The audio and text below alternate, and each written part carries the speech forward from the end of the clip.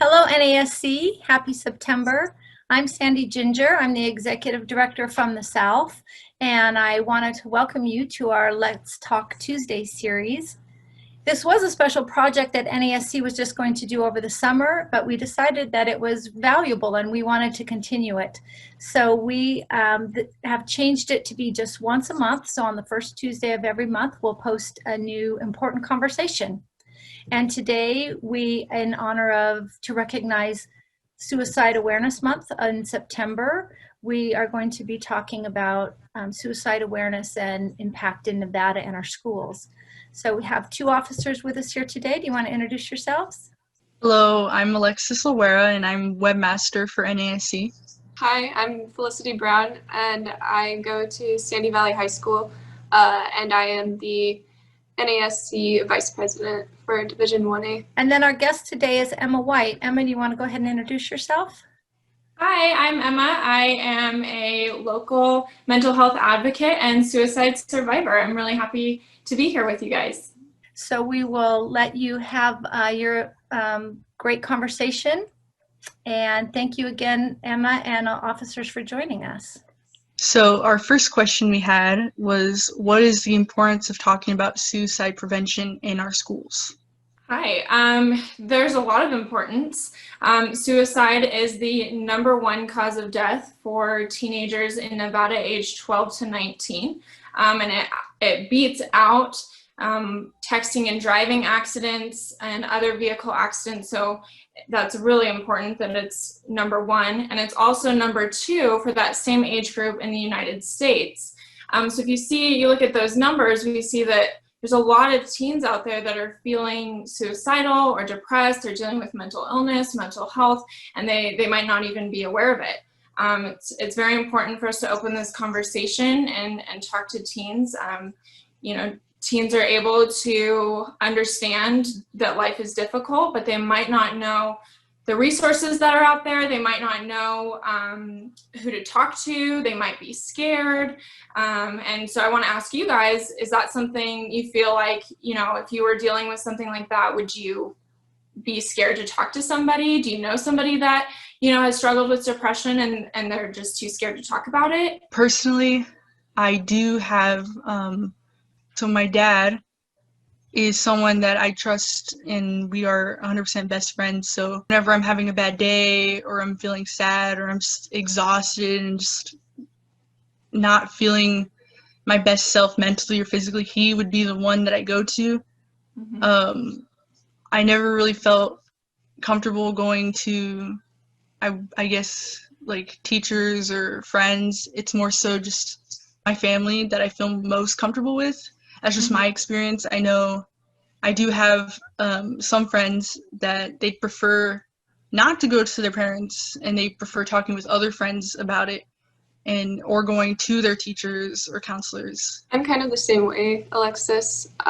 It's easier for me to open up to someone that I have a deep personal connection with rather than talking to a teacher or an adult that I am not super familiar with. So it's easier for me to open up to a best friend or something like that. So I am willing to talk about it. It's hard for me to find a person that I would want to talk to about it. Yeah, and I think it's really important to talk about the stigmas that surround mental health and the word mental illness and depression, anxiety. Specifically, obviously, this is suicide prevention in its entirety, but there's a lot of mental illnesses that can lead people to feel suicidal, and there are many stigmas, and maybe you guys could share some of the stigmas that you guys have heard or that you feel, and I can kind of share my experience with it as well. One of the #1 stigmas that I constantly hear or have heard have been, well, you're living a great life. There's people that are dealing with a lot worse. Take all the positives. Has anyone hurt you so bad that you would be feeling this way? Just along those lines. That's what I usually hear, which is slightly frustrating, but I feel like that's the most common one that people hear as well. I would say people saying things like, it's not the end of the world, think of how it would affect like your family, things like that. And I think it's frustrating when people say things like that, like, think of how it would affect so-and-so, because it kind of takes the attention away from the individual and kind of diminishes how they're feeling.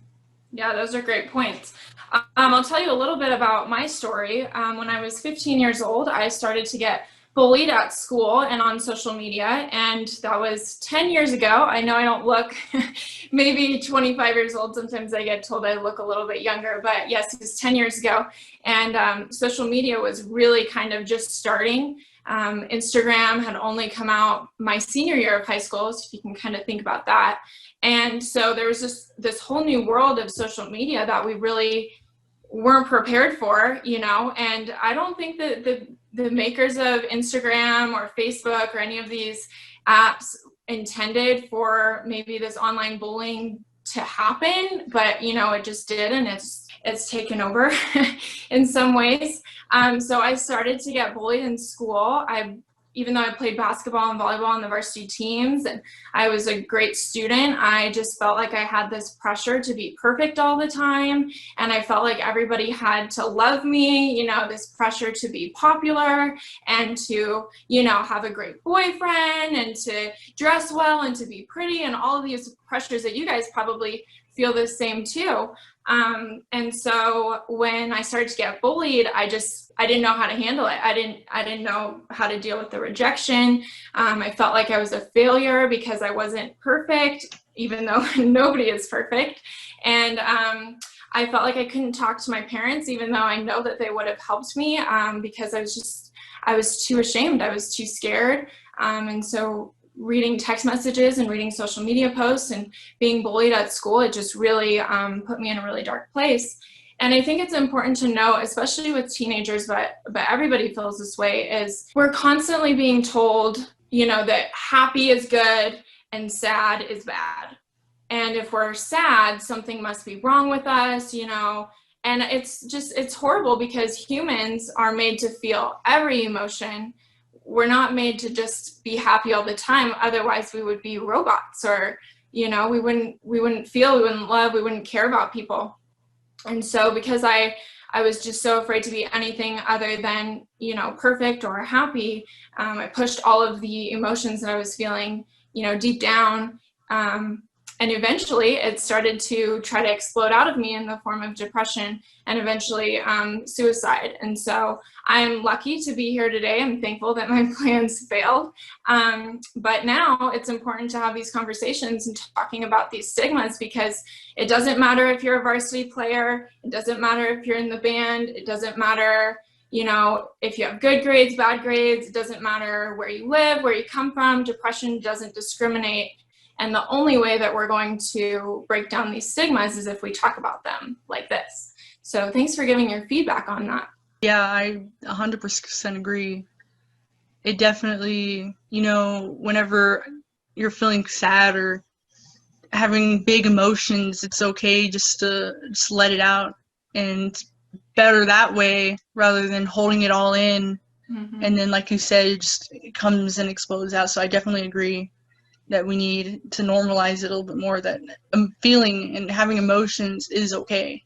Yeah, absolutely. And I think too is, you know, another stigma that's really maybe popular is that if you're sad or if you're dealing with mental illness or depression, that you're crazy. And I don't know if you guys have heard those stigmas, but it's obviously not true. People that are dealing with mental illness are not crazy. They are sick, and there's a difference. And, you know, I always like to talk about, if you break your arm, what are you going to do? You're going to go to the hospital, right? You're going to go to the ER. You're going to go try to get it fixed. You're going to get medication to deal with the pain. It's the same as mental illness, but because it's invisible, or we can't see it the same as we would a physical injury, people tend to not go get the help that they need. And again, it comes back to stigmas for sure. Right, because I feel like when it's not a physical thing, it's easier to just try and dismiss it or invalidate it, because you can't actually hold it in your hands. Right. So how would the best way to like go about helping a friend or a family member who is dealing with depression or suicidal thoughts. I know I'm sure there's a right and a wrong way, because you don't want to make them feel invalidated because of all the stigmas going around, and you don't want to make them clam up and not want to talk to you or find help through you. So just how would you advise going about helping? So for teens, I would definitely say the biggest thing is to talk to an adult who can help, which is scary sometimes because a lot of teens feel like they can't talk to their parents, or like me, they were afraid that maybe, my parents would be ashamed, or they would be embarrassed, or maybe even angry. But parents are here for a reason, right? They had kids for a reason, and they want to help. And so definitely the biggest resource, the biggest thing I would say is for teens that are struggling with depression or suicidal thoughts, definitely going and talking to somebody who is older. The biggest reason for this is because if you're under the age of 18, you might have to get a parental signature to go and talk to a therapist, or maybe if you needed to get on medication. But it doesn't always have to come in the form of parents. I personally know many teens who don't have parents in the picture, and they wouldn't feel comfortable going and calling them. And that's when it's really important to talk to a teacher or a coach, your principal, maybe a grandparent, maybe your best friend's parents. There's always somebody that wants to help and listen. And then, once you talk to an adult, then they can help you navigate through, finding therapy, finding a counselor, if you need to get on medication for a chemical imbalance. So that's definitely the biggest step, I would say.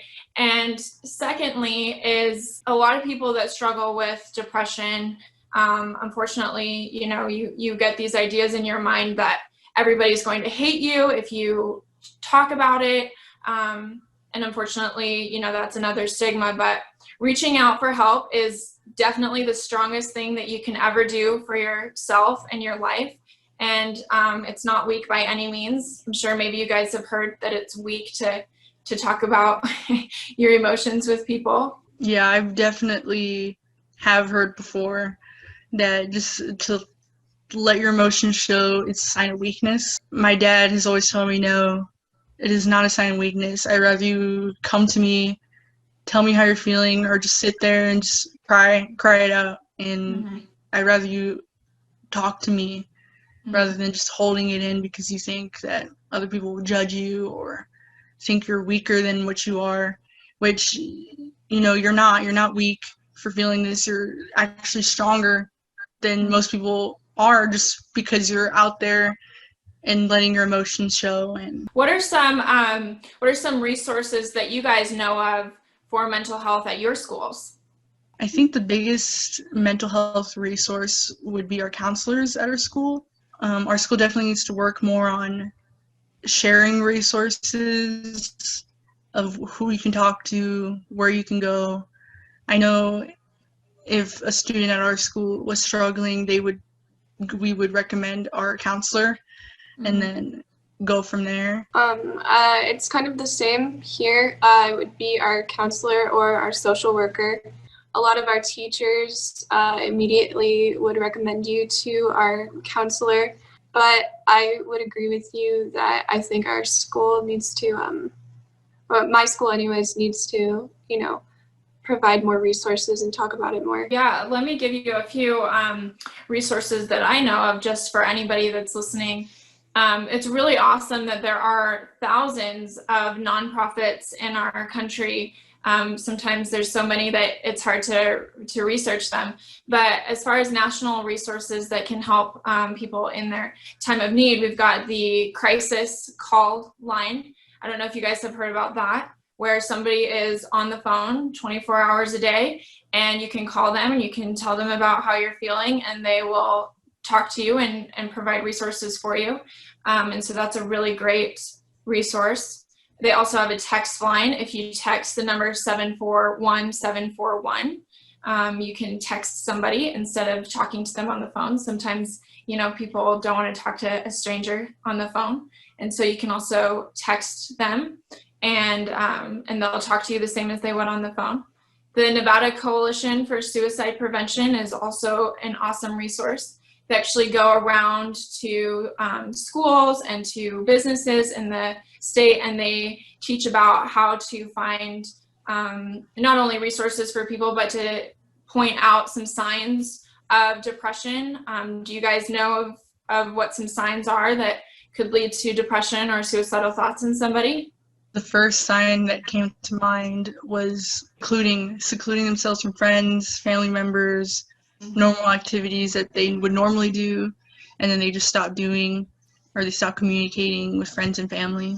I think one would be not avoiding plans for the future, avoiding talking about the future, or just making any plans for it in general.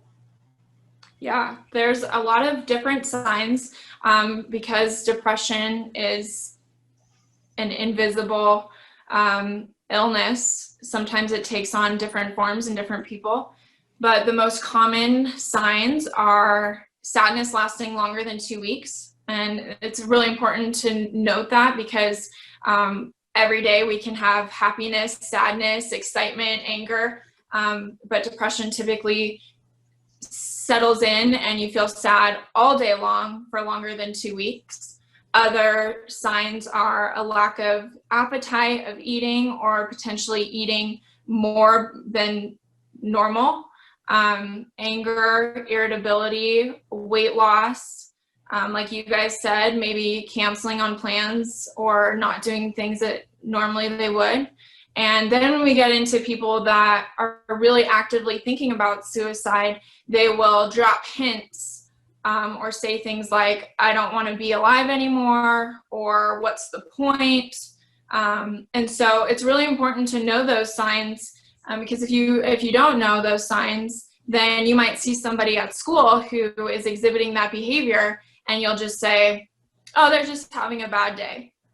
And so that's important to see that. And that way, if you do see somebody who is dealing with that, or you've noticed, hey, for 3 weeks they've missed class, or they quit the soccer team that they love, or they broke up with their boyfriend and they're giving all of their possessions away, then you could talk to a teacher or a counselor and say, hey, I've noticed some things, and it is always kind of scary to approach somebody and ask them. But in the Nevada Coalition Safe Talk classes that they give, actually talking to somebody and asking them, have you thought about committing suicide, is one of the most important questions that you can ask somebody, because typically they'll be honest with you. But there's this stigma, again, that if you ask people, hey, are you feeling suicidal, that it'll make it worse. And oftentimes it actually can make it better. Oh, and I feel like the stigma around the word itself, suicide, makes it difficult to even want to say. But I feel like once you say it, there's just like a sense of relief there. Like, thank goodness someone said it, Yeah. Yeah, and sometimes people might not say it, but they've been thinking it, or they've been writing it out in their journal, or they're watching things that potentially are giving them, more ideas. And which brings up a really great point. Do you guys feel like suicide is glamorized in music and movies, or do you think that, it's just, oh well? I definitely think that there's a lot more in movies and TV shows. There's sometimes they'll bring it up, but they won't address it, and they won't give you help or resources for it. So they are kind of glamorizing it in that sense, where they're trying to use it for views or money, whatever their end goal is that isn't a good one. And I know in music sometimes they'll just casually bring it up, but they never give those resources. They never tell you how this is a problem. Don't glamorize it. This is an actual issue in our society today. So yeah, I do think that in some way they do glamorize suicide, and which isn't right. Personally, I don't think that's right. And I feel like sometimes things like movies and TV shows, they don't portray it correctly. They show it in a way that makes it seem like it's okay, like it's a way out. So they don't portray it correctly. And I agree with you, Alexus, that they don't often give resources or things like that, which I think hurts more than it helps. Mm-hmm. Yeah, and that's a good point. A lot of times, like I said, going back to some of the stigmas, maybe they might show that somebody, is crazy or try to make them think that they're crazy. But the reality is that all of us go through ups and downs in life constantly. Life is a roller coaster, and we don't always get happiness, and everything doesn't always go correctly or the right way. And especially with teens, I think it's so important to show them that this is a part of life. But if we acknowledge our emotions and we acknowledge what we're going through and we talk to somebody about it, we can learn how to handle these, scenarios that life throws at us. And so that doesn't have to be an option. Another thing, like you said, is, people will say things in movies like it's a way out. And it's just such a misconception, because people often think that suicide ends pain. But the reality is that suicide, it doesn't end the pain, it just transfers it to the people that are left behind. And, somebody who commits suicide on average affects up to 200 people. And those 200 people are also at risk to commit suicide. And so it's just this, this constant circle of people not dealing with their emotions. And so suicide is never the answer. It's never a way out, because it's just going to leave that pain, and sometimes maybe even worse, to the people that love and care about that person. Yeah, I'm definitely agree with that. I'm glad you mentioned it.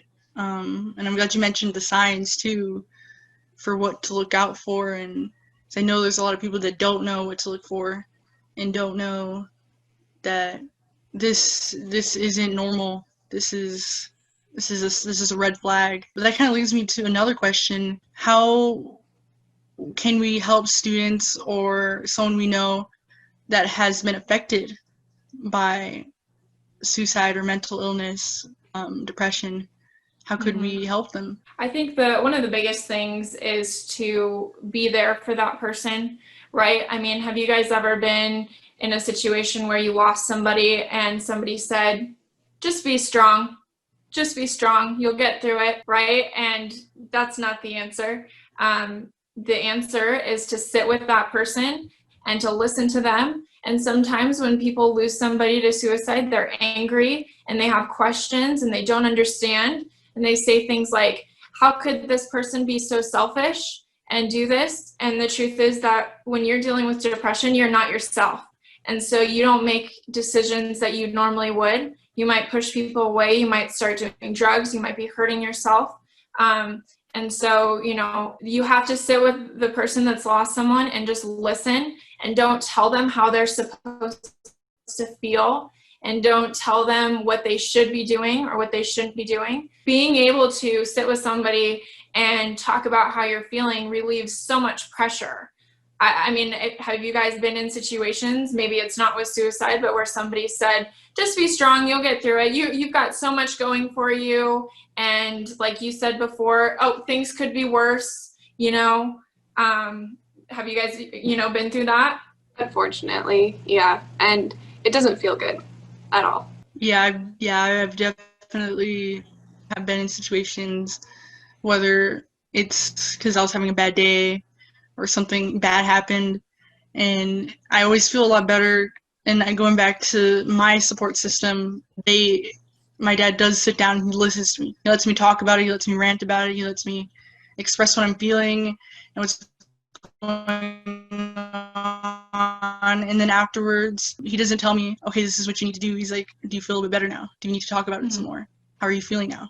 And so I definitely think that, I definitely agree with that. Just let them talk. Let them just be there, listen.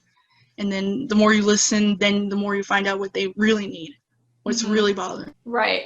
And also on the other side of that is sometimes when people lose somebody to suicide, they don't really know what to say. And they don't really know how to feel. And that's okay too.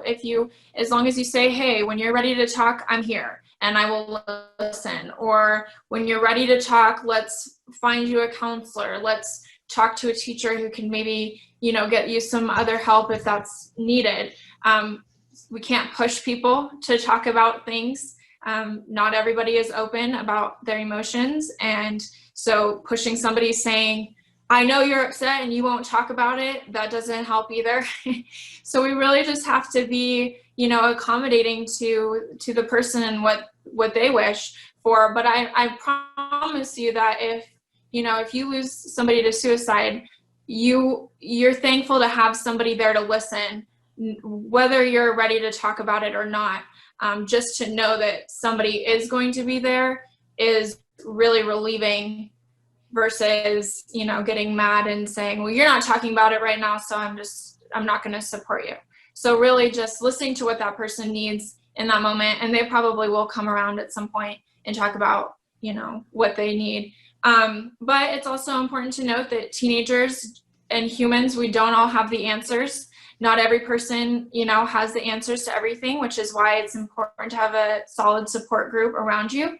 And as I mentioned before, it might not be your parents or friends your age. It might be a teacher. It might be a coach or, your musical theater director. Finding somebody that is an adult that has a little bit more experience can help provide those answers, which is scary sometimes, to be a teenager and to feel like, hey, I've certainly felt this way of my teacher would never understand what I'm going through because they're not 15 and they don't know what it's like to be me, but they have their own experiences. And one of my favorite examples is I didn't talk to my parents about being bullied because I thought there's no way they would know what being bullied through social media feels like.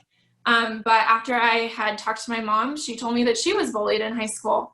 And so looking back on it, I wish I would have talked to her sooner because she could have helped me get through that. So definitely, there's a bunch of different options, and the school district has resources, but teenagers, you can't be expected to know all the resources that are out there. But there are a lot, and taking that step to talk to an adult or a teacher is definitely really important. But everybody's situations are different. We don't know what people are going through every single day, and we can't project our life's experiences on other people. Being kind and having empathy for people, it really goes a long way. I'm sure you guys have maybe you have personally dealt with bullying. I don't know if you've ever been bullied or somebody said something mean about you on social media or your friend, and it doesn't make you feel very good, does it? No. Not at all. So how do you guys deal with that when you see that or somebody says something mean to you? Personally, the first thing that I turn to is writing. Writing helps me a lot because sometimes you just feel all these things that it's too much, and it's difficult to know exactly what you're feeling and why you're feeling this way. So writing helps me sort it all out. I am able to take a step back and look at it all and say, okay, this is how I'm feeling and this is why, and then I can move forward from there. That's awesome. I love that. I guess it's kind of like meditating, but I like to just take a step back, calm down, just like kind of just relax, and then usually I'll go find a friend or my dad and just talk it out rather than just keeping it in. And it makes me feel a little bit better just being able just to talk it out. Sometimes I kind of figure out a solution, or I'll start feeling a lot better just because I'm not the only one.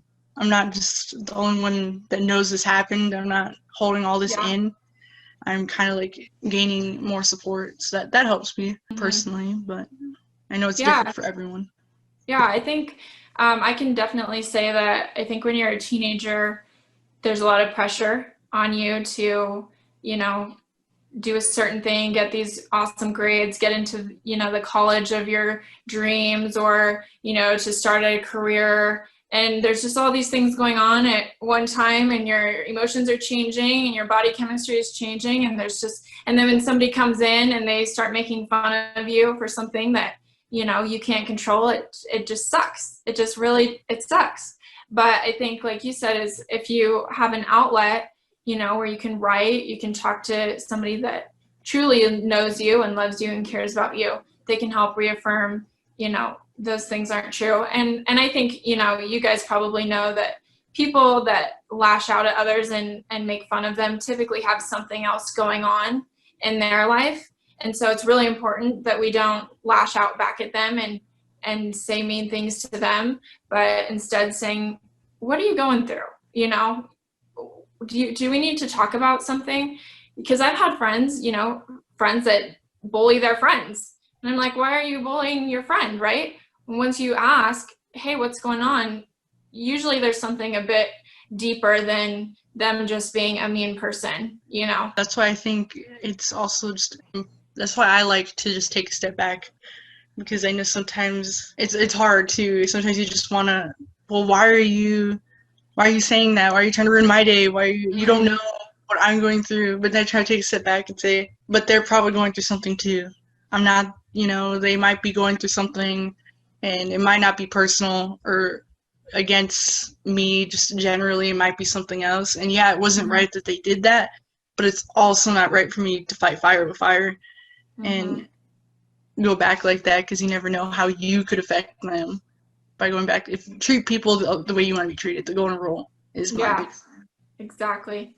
Yeah, it took me a long time to find out that the girls that were bullying me were actually dealing with their own things, some horrific things. And so while it doesn't excuse the behavior, it also, makes you realize, I'm glad that I'm not doing something back, because, honestly, it's better to be kind and to be loving and forgiving than to give something back. But in the moment, it's hard. I admit it is hard sometimes. Somebody says something to you, and you just want to say, oh yeah, well, blah, blah, blah, blah, blah, blah, blah. But it really doesn't do anything for you. You'll just leave feeling more hurt, instead of saying, you know what, I'm here for you if you need to talk. Other than that, have a great day. I like that. I like that response. Sometimes it takes some practice, for sure. How would you recommend that you start that hard conversation with someone who is dealing with thoughts like that? How would you start that conversation? Yeah, I definitely would just say, hey, I'm concerned about you. I've noticed some things, and you kind of list maybe some of the things, and you say, what's going on? Can I help you? I'm here if you want to talk, so that you're not, enforcing that they have to talk to you at that moment. And opening up that door is really huge for people, but also, like I said, recognizing that you probably don't have all the answers. You're not a therapist. I'm not a therapist. And so seeking help from other people is really important. But just opening up that conversation of, hey, I care about you.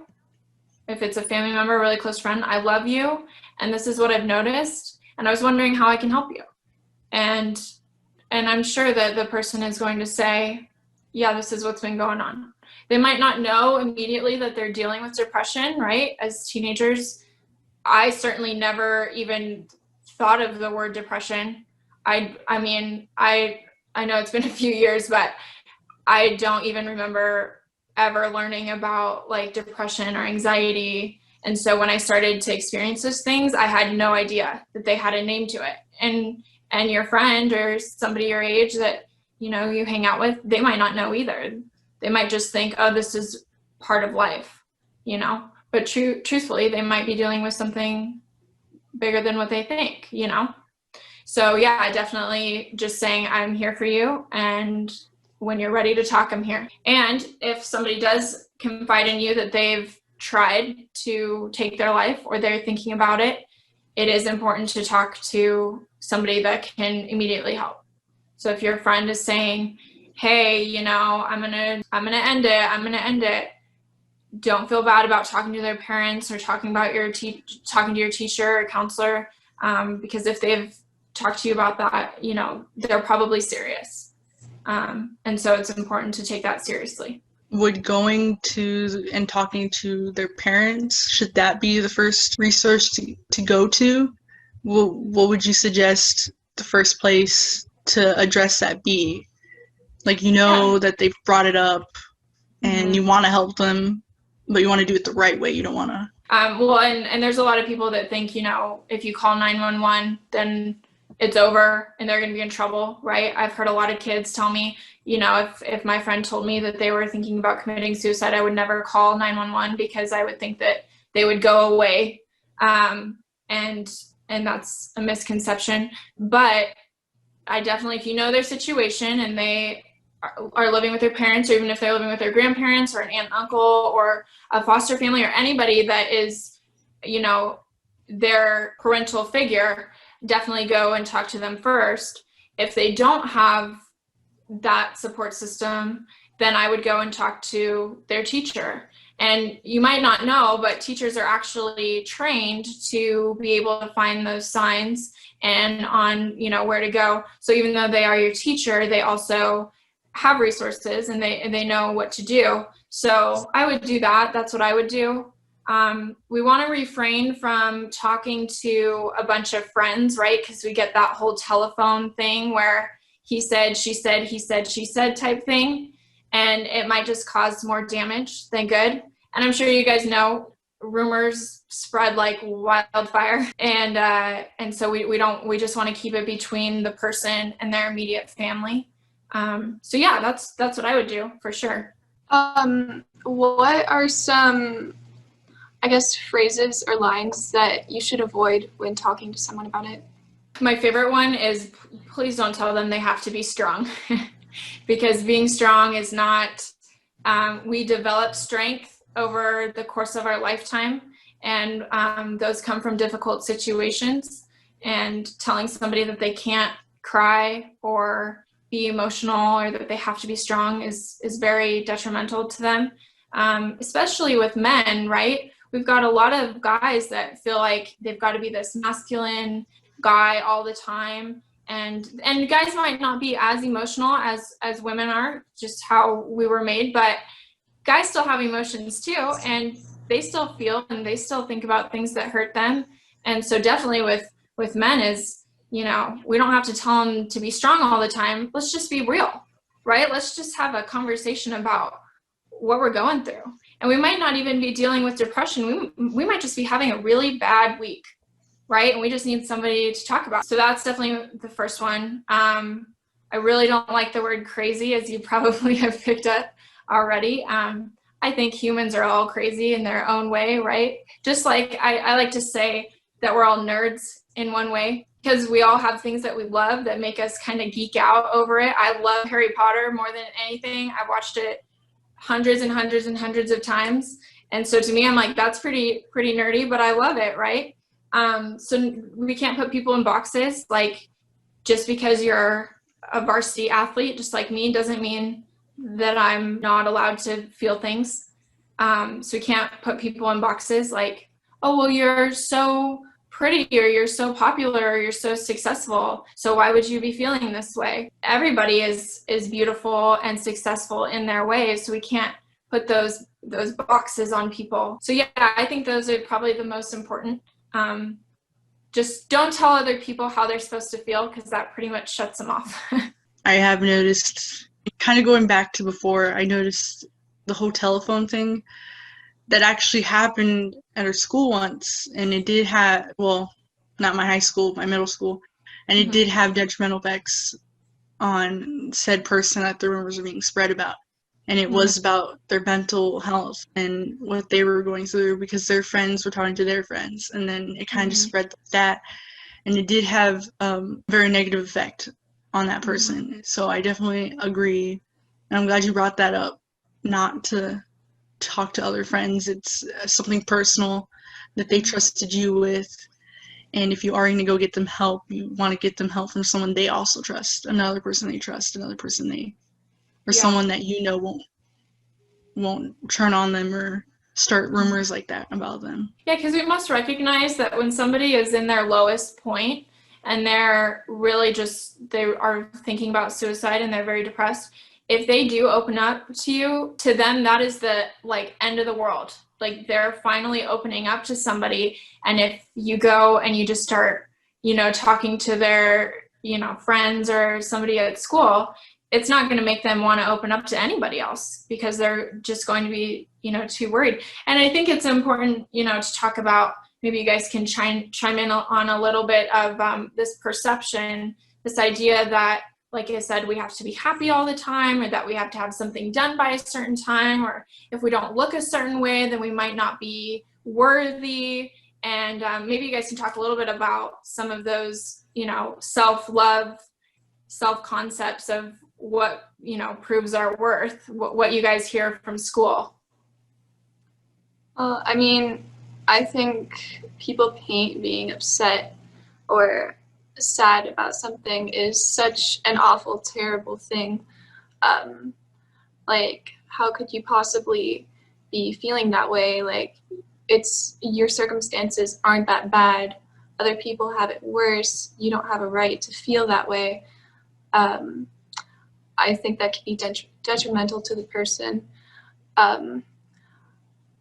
It's hard to recognize that it's okay to be sad because it feels really bad. So it's hard to recognize that something that feels so bad is normal, but it is.